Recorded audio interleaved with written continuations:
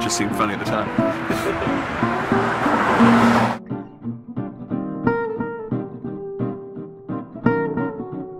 At all from down here. It's terrifying from up there. I hate heights. So anything, even right here, I feel like I'd be like scared if I went 2 feet higher than I am now. The problem was it's 25 feet tall, and my tallest ladder is only 24 feet. So, and that would be like straight up, so I had to angle a little bit. So I had to. It was just. I've got scaffolding now. That's great. Yes, that is great. Scaffolding, which, by the way, I bought with money from the Make Work Foundation. Make Work grant was great, actually. I had found out about that a couple of years ago and thought that's something I need to try to work towards. And it was interesting. It was the first time I'd really had to sit down and write a grant proposal, which certainly for me, I know a lot of other artists, that's not something we do a whole lot, sit down and write grant proposals where you're basically trying to impress somebody with your work and convince them, hey, you should give me some money. So, but the good thing was my wife is a copywriter and one of my best friends is a writer, so I got to kind of bounce stuff off them and they'd say no and scratch stuff. But the grant, which I ended up getting, I believe there were 144 applicants and I think they gave out 13. It's been great for me. I got to buy scaffolding. So, I mentioned earlier the ladder. If you got a wall and a mural that's 24 feet or 25 feet tall and a ladder that straight up is only 24 feet, then you bring it down. So now I've got scaffolding, so I don't have to perch on top of a ladder and terrify myself. So I've got scaffolding, which is nice. Plus I was able to buy a new computer screen, which was nice because I had this little tiny computer screen. So now I've got a big screen, so when I lay stuff out, I can see it. You'll edit half the story out because it's terribly uninteresting, but I'll tell you. When I graduated from college, I was working as a freelance artist, and I took a job with a company that designed fish tanks for rich people, like big giant ones, like literally for hospitals and mansions and stuff like that, which is fun. It was fun to design those.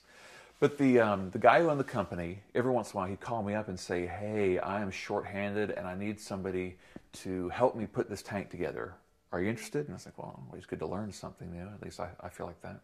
So I'd meet him and we'd go to some rich person's house and he would teach me how to plumb this tank together, and okay, you got to glue this way and the pipe's got to go through here and the pump's got to go here and it's got to be this size. And I was like, oh, cool, yeah. So one of these weekends when I was helping him, he was doing some rock work in a tank. It was full of turtles, which is actually really cool, a big tank full of turtles. And so he said, I've got some rock guys coming down from Chattanooga. They work at the aquarium.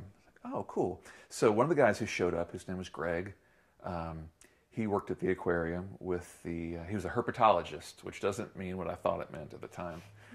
He worked with the turtles and the salamanders and I guess snakes, some too.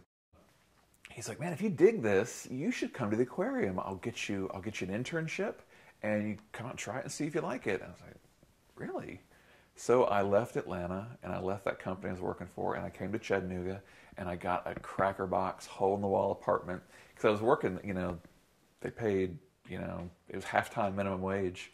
So, some girl I was dating at the time came to my apartment and she felt sorry for me that I couldn't afford, those Brita pitchers that you put water in, that kind of little filter. I couldn't afford filters for that, so she went out and bought me a water filter. But I was super poor, but I loved that job.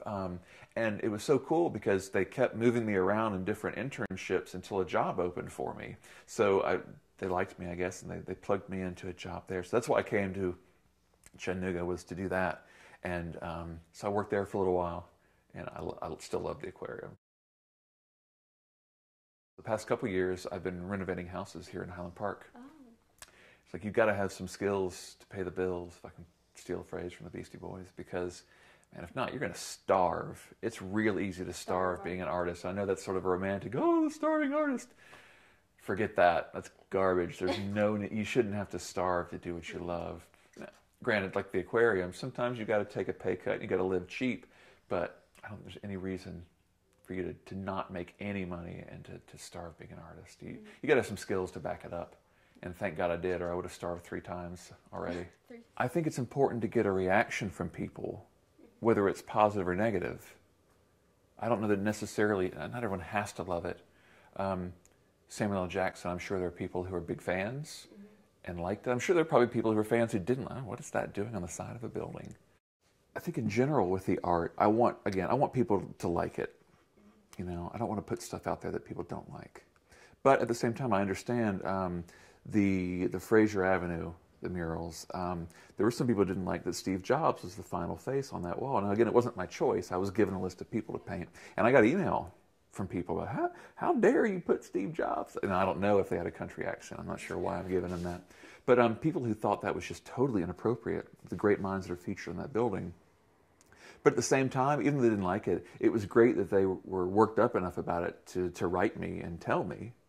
You know, again, just getting some sort of reaction from somebody is good, I think. It gives a lot of people who would come by when I was working on the MLK mural would say, well gosh, this is kind of nice to have something here that people can comment on besides, you know, oh yeah, it's up the street from the rundown Whole Note. Oh no, it's not up the street from, it's where this mural is. Go see that mural. So they seemed glad that it was in the neighborhood. There is an area outside of Miami called Wynwood. And Wynwood was just overpopulated with ugly, nasty cinder block warehouses and rundown buildings and barbed wire and concertina wire. It was awful looking. The gentleman who owned the majority of the warehouses there decided that he didn't want to own such ugly property, and he made the walls available to artists. And he said, come and paint. That was 5 or 6 years ago. So the first year, you know, he had 5 artists who showed up and painted. Well, the next year, you know, 13 artists showed up to paint. The next year when they came out, you know, they had 30 artists who wanted to paint, but also they'd noticed that somebody had put up a sandwich shop, you know, and the sandwich shop looked out on all these murals, and people got to sit there and look at the art for free. Go, that's astounding, you know, and enjoy the art. You know, the 4th year, they had 100 artists who came out, and now it was getting hard to find walls that didn't already have images on them. But it was okay because they could go, and the 2 galleries that had opened up said, well, here, come paint something inside my gallery. Or the 3 restaurants that had opened up, and literally 3 restaurants had opened up. One of them is called the Wynwood Walls something. And they took one of these artists, Shepard Fairey, and said, we want you to decorate the entire inside and the patio area of our restaurant. So just by having this art there that attracted attention, and again, making it a destination, not just you know, the corridor for traffic coming from Brainerd into downtown, it'll become suddenly, well, have you seen these murals? And I've seen this, like Fraser, people stopping by going, this is so cool. I brought my friends when they came to town. I brought them in by to see it. And MLK, you know, this is so cool. I brought my friends after church, we came to see this. So it makes it a destination. Take some of these eyesore buildings and turn them into, you know, eye-catching artwork. I think that if you can get people to come out here to see this as more than just, oh, Highland Park 20 years ago was scary. Well, it may have been. I know it was. You know, I'd seen it. If you can realize that now it's something different, it's not a scary place to be. You know, it's like Main Street. Oh, is Vela scary? Oh, no, Vela's not scary. You and I know that. Yeah. Not everybody knows that. If we can help people realize that, well, Main Street's not so scary. Macaulay's not so scary. We can make that change. I think that's a worthwhile goal.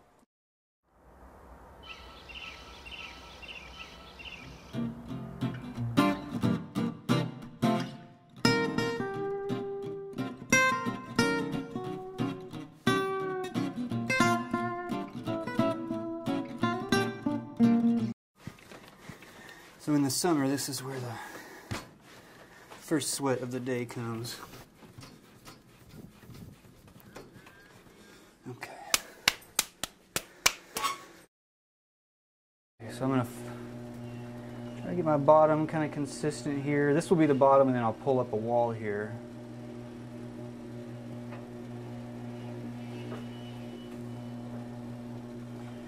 But you really have to compress the bottom a lot, because as it shrinks horizontally, it puts a lot of stress on the clay. Like the whole bottom's touching something, whatever it's sitting on. So as it's shrinking, it's physically dragging against the shelf or the board. And so if it's not really compressed and tight, it'll pull itself apart. It'll crack. So you got to really kind of take your time. Well, I mean, you could do it faster. I get you guys all messed up, but Really just make sure that your bottom is very nice and compressed.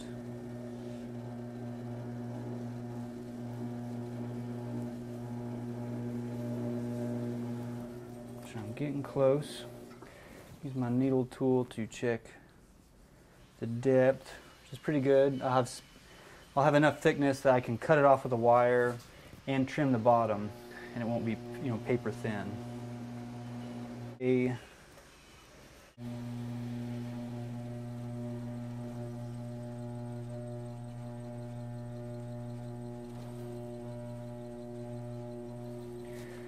I still want this thing to have some kind of, like, some movement to it when it's done, you know? Not just, you know, not looking like it's machine made, even though this is a machine, but looking like it's handmade. So when I pull up the wall,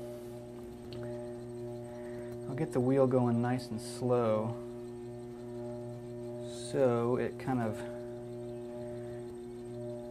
shows the marks my hands leave and the motion of getting yanked up.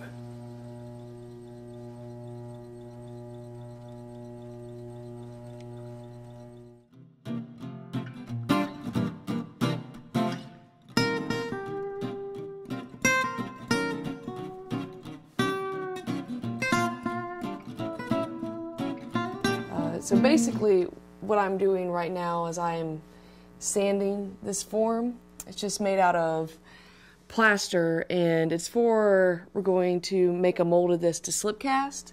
And right now it's kind of boring what I'm doing. I'm just sanding it to make sure there's no bumps or divots in it. But I'll kind of show you the process of what we're doing. Anderson and I both received a Make Work grant together to start a line of slip cast work.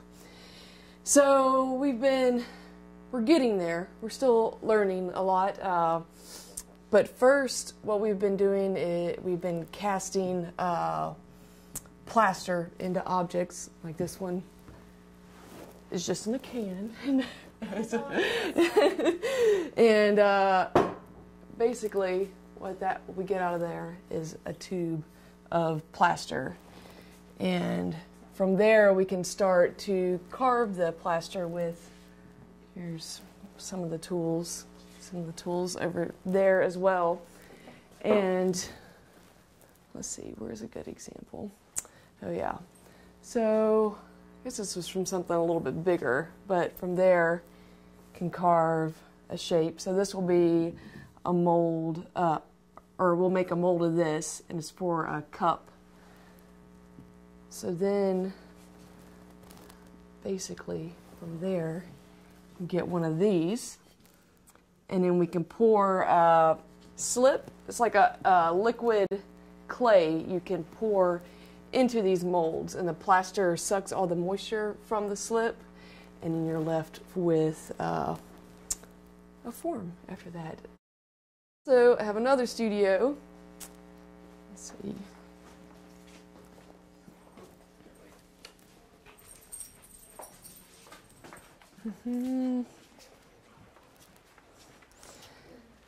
This is kind of more of the clean studio. I have sewing machines over here because I do some sewing, and then also some. Oh yes, do some jewelry, and then have the closet of fabric in here and other junk. And then I also do some ceramics that are different than the slip casting. Also a little bit different from Anderson's because they're all hand-built forms instead of thrown forms. Usually, when I went back to starting to do ceramics again, it's very difficult to try to throw anything and then have Anderson there next to you throwing stuff, and it will never look as good. And so I started hand building stuff.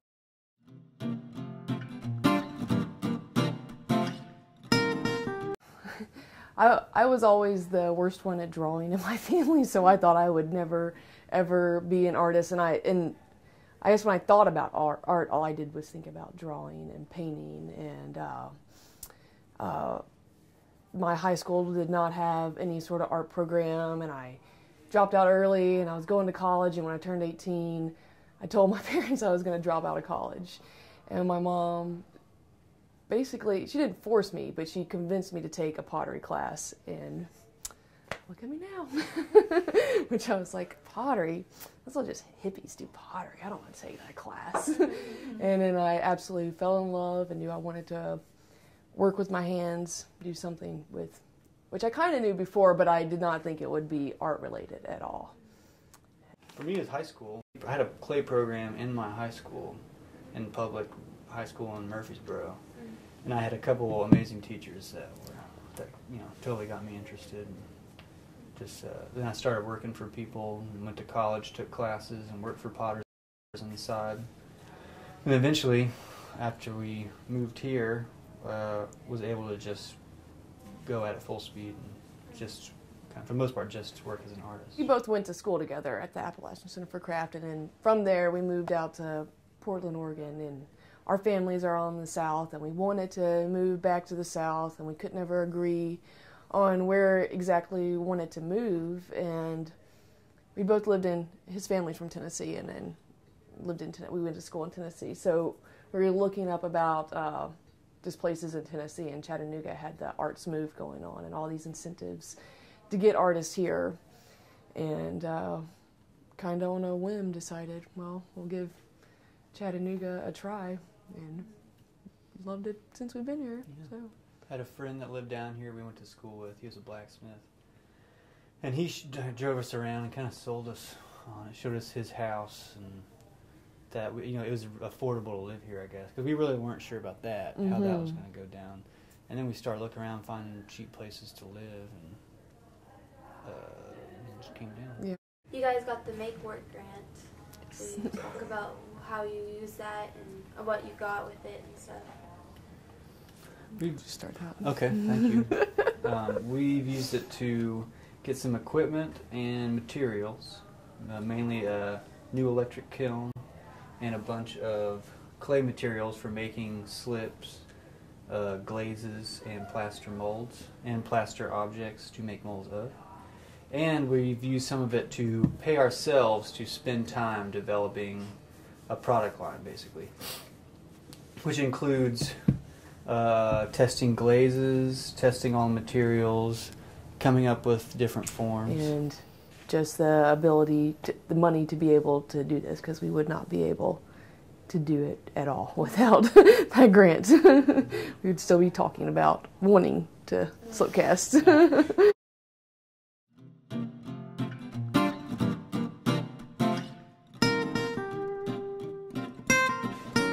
This is just a propane forge. It's a lot cleaner and easier to use than a coal forge.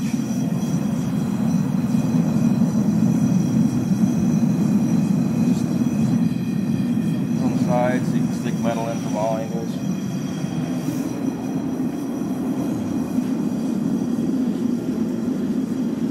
Yeah. I'll get a piece up for you. On a couple weeks ago.